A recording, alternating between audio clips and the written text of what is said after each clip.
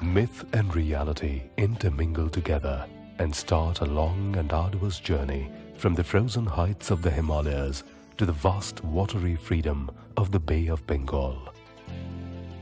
Ganga, the river that bears witness to many civilizations, cultures, human triumphs and tragedies, imbibes the very spirit of India, a confluence of many influences, yet maintaining her unique identity. This unique identity of India, its lifeline and its pride is under threat. Unbridled human greed and interference with nature is affecting the natural flow of the Ganges, threatening its biodiversity and the livelihood of many who have historically drawn sustenance from it. An unprecedented expedition is underway, highlighting this threat. A team of international specialists will travel the entire 2,500 kilometers of the Ganga, from its source at the Gangotri glaciers to the Bay of Bengal. Supported by Koni, the leading leisure and destination management company, boat manufacturer AB Inflatables, and environmental organizations Green Cross International and WWF, the expedition will draw attention to the threats in and around the river and highlight sustainable solutions. This expedition is going to highlight the environmental threats not only to the Ganges, it is a metaphor for the whole world. It will also highlight the fact that our resources are under threat, and it is only through sharing that we can survive in this world. Koni, which supports culturally rich and sustainable tourism, also sees this expedition as a way to promote the new travel culture. Andy Leemann, a veteran of many river expeditions around the globe, fell in love with the Ganga a year back, and the idea of an expedition was born. All we have to do is stay as a group, be a professional group, and work very professionally. 12 members, 6 different nationalities start trekking up together from Gangotri to Gomukh. With wildlife for company and the breathtaking beauty of the Himalayas to remind them of their mission, the team makes good time. As the altitude rises, they experience another kind of breathlessness. Yeah, we are on the way up. We are 4,000 meters now, coming up, and the source is about 1.5–2 hours away. We all have a little bit effect of the height, headaches, slightly headaches, getting used to it. Now we're going up to 4,400. But the vision of Gomukh, the giant ice cave, shaped like a cow's mouth, revives the tired travelers.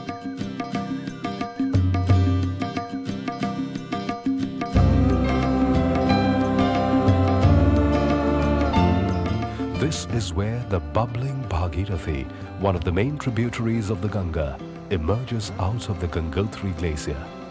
A revered place for many, it inspires the team to pay their tribute by taking an icy dip in the freezing waters.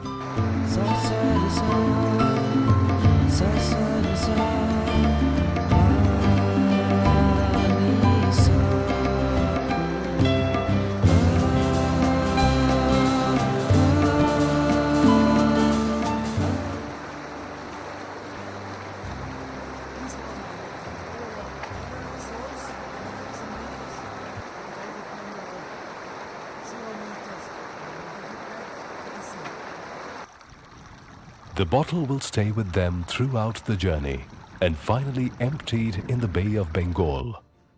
It's tough to reach the spot and hard to leave it behind.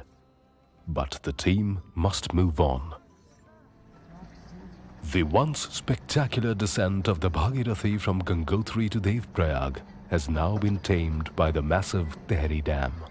At places, the unrestrained bubbling stream appears subdued like a placid lake. This is where the Alaknanda, the sister tributary, meets Bhagirathi, and they both start moving towards the plains as the holy Ganga.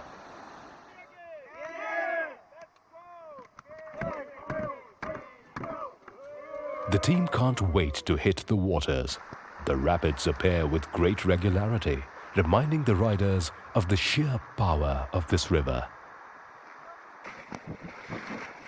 Ganga can be exhilarating and adventurous one moment, calm and serene the next. It has the spirit to nurture and the capacity to destroy. After 2 days of a very bumpy 70-kilometer watery ride, they arrive in Rishikesh, the last destination of the river in the mountains. For many believers in India, this is an important pilgrimage site. For the team, this is an exciting moment. From this point onwards, they will use their own boats.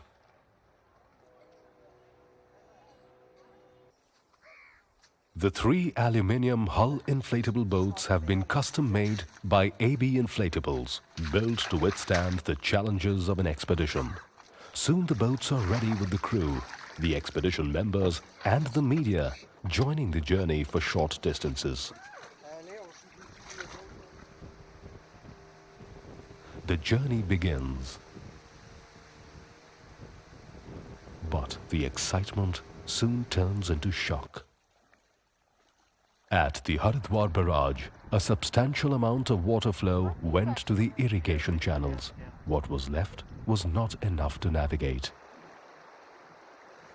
Besides, there was no way to cross the barrage gates. There was nothing left to do but to lift the boats and transfer them over to the other side.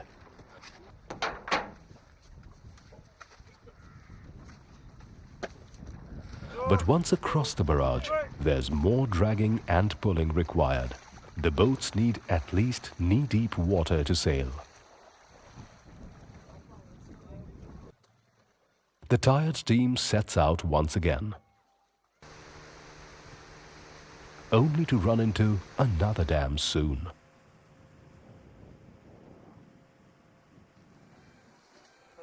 And then yet another.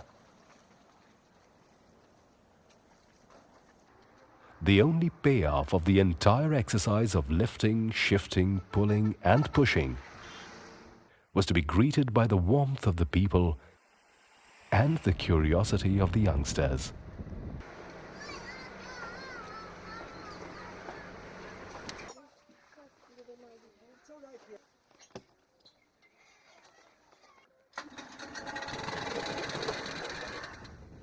A bonded but a very tired team arrives at the camping site.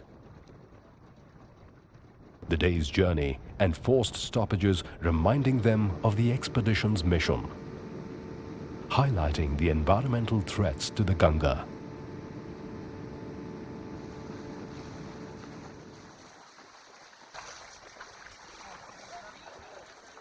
The water was clean, the sun on the boats. There were a few moments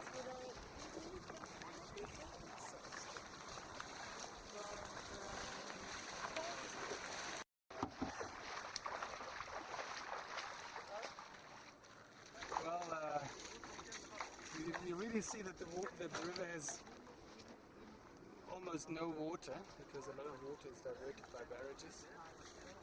We saw it, we experienced, we had a lot of pushing and pulling and get over sandbanks, but everybody was on it, so it was still a good experience, doing this together.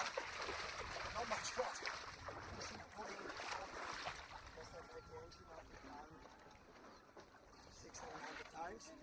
And the crew always jump out, make boat light, push. It's very little water. This river, this Ganges River, is suffering a lot on water. It's just not even with our boats. Every time it has to be another boat. So for traffic, for bigger boats, it's important.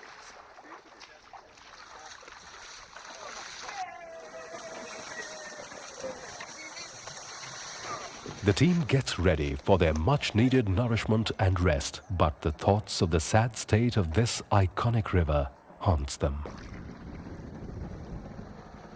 It's always a gamble. But the spirits revive when they sight their first dolphins. Freshwater dolphins are a good sign. It is said that if you sight a dolphin, the water is safe to drink. Since dolphins are mammals, they cannot survive in polluted waters. The Ganga Dolphin Program, launched by WWF in 1998, has been instrumental in preserving their habitat and thereby the river. I'm working on this Ganges River for last 20 to 25 years. My first stress was to make people aware about the biodiversity around them and the importance of the biodiversity. Dr. Sandeepan and his team informs the international journalists in the expedition that the dolphin population is slowly going up in this part of the river, as he has sighted many new cubs recently.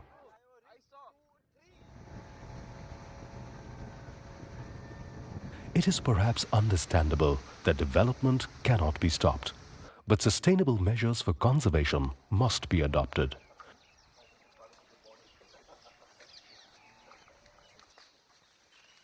Not just to preserve the beauty of nature, but to hold back its destructive fury too.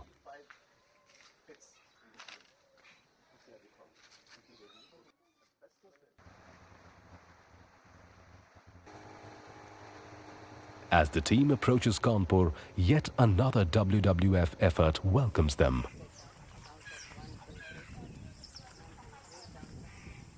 The Kanpur leather industry is one of the major polluters of the Ganga.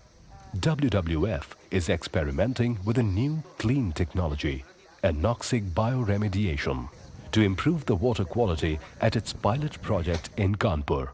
The results are encouraging.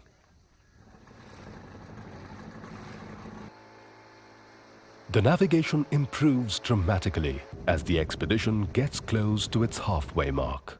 With the full river and the current in their favor, they cruise at a comfortable pace.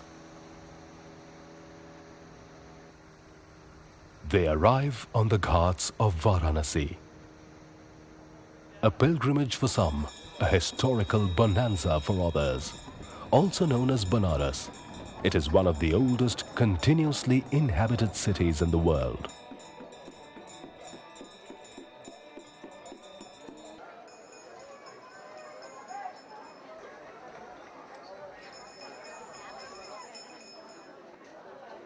You can shop for anything, from a matchstick to a lasting spiritual awakening.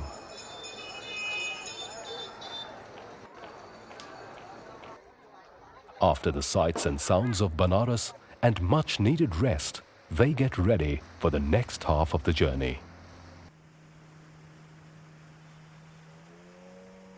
After Uttaranchal and Uttar Pradesh, the expedition enters its third Indian state, Bihar. Eastern UP and Bihar, known as the Indo-Gangetic Plains, have seen many wars, as many rulers through history eyed its fertile lands.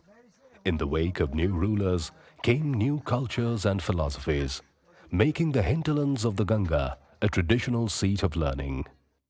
We are traveling in one of the most populated areas in India, and on the river hardly anybody. We've seen boats, but bird life again and lots of river dolphins. So we are really enjoying the navigation here.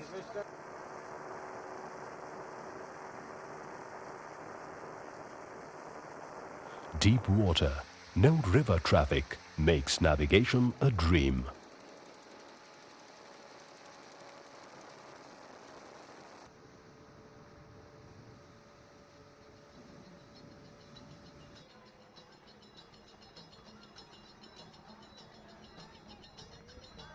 At Simariya Ghat, a local fair is on.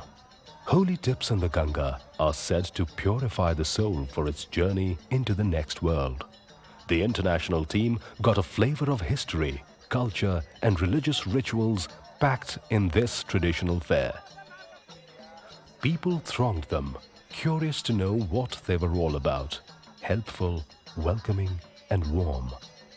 This expedition mirrors the new travel philosophy, which KONI, one of the main sponsors of the expedition, promotes. Sustainable tourism that provides access to different people, discovering new cultures and situations, doing something that one has always dreamt of doing, or learning something new. Throughout the expedition, the team stayed close to the people, eating at local eateries, sleeping in temples and people's homes. This is an area where we travel now, which they had a lot of safety issues for the expedition. What you do, you need army protection, etc., etc. And look at the people, how friendly they are, how they welcome us everywhere. We have not had one single problem. It's a pleasure to navigate. It's green, it's huge. Sometimes the river is 5-6 kilometers wide with lots of islands.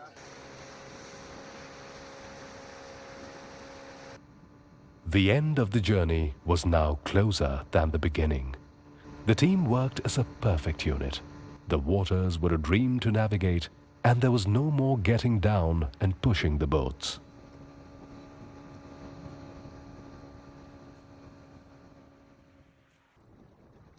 The daily grind of loading and unloading the boats is part of any river expedition. There are tents to pitch and a fire to start before the team can have its much-needed tea or coffee.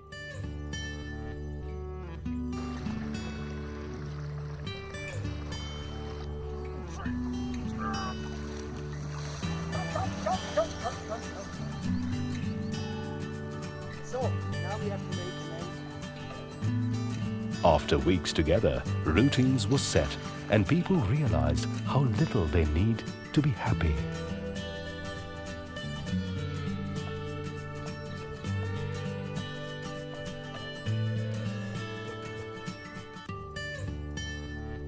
Jharkhand is behind them, and what beckons ahead is the last state, West Bengal. Leo, the engine in charge, does his efficient magic of getting the engines ready. My Climate, a climate protection partnership, supported the expedition in offsetting its carbon emissions.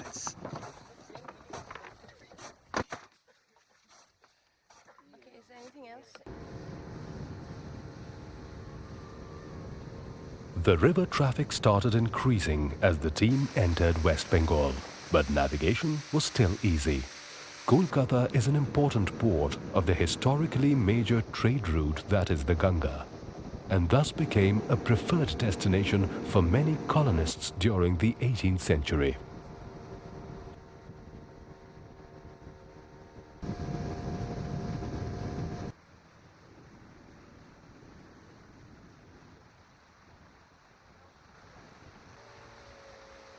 Some of the traffic jams reminded people of typical Indian roads.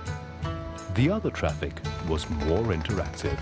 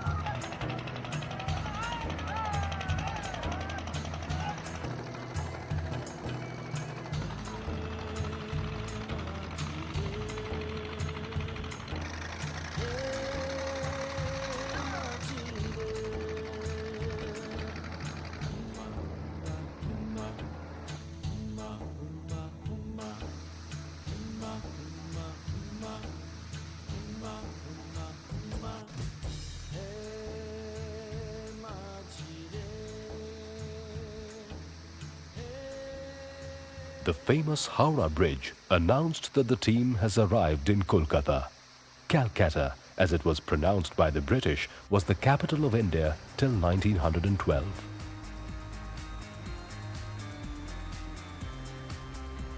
traveling along the Ganga is like passing through a corridor of history and culture.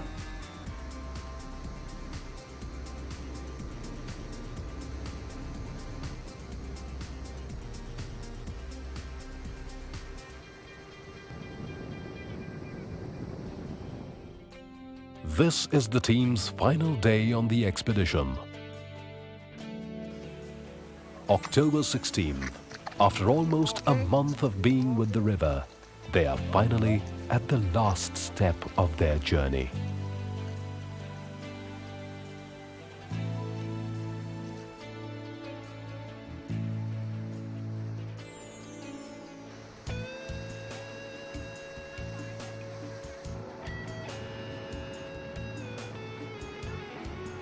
And finally, the Bay of Bengal, a vast stretch of water. A moment of triumph, yet very humbling. This river, which represents the very spirit of India, a confluence of many influences, yet maintaining its unique identity, had been a companion for over a month. They feel a sense of responsibility towards the river, which at times is fighting a losing battle against pollution and human activity threatening to destroy its biodiversity.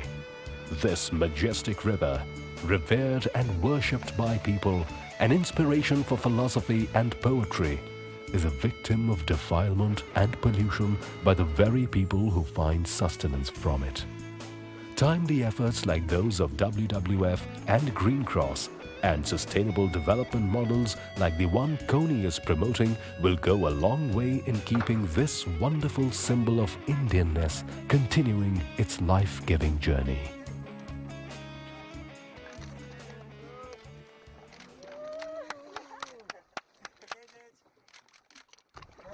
We are here in front of Ganga Island in the Bay of Bengal, Indian Ocean. And thank you very much, all of you. Great crew. It's been a long trip, 4 weeks on the road, and it was not always easy. Here we have the water. This water we brought all the way from the source. Kalmuk, 4,000 meters high. It's still drinkable, I guess. We put it now in the ocean. This water gave us luck and will keep us going. Thank you very much again. Thank you. Good luck, guys.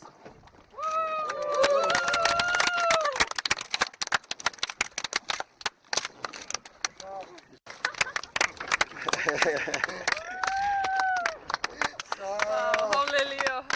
All right. Anxious.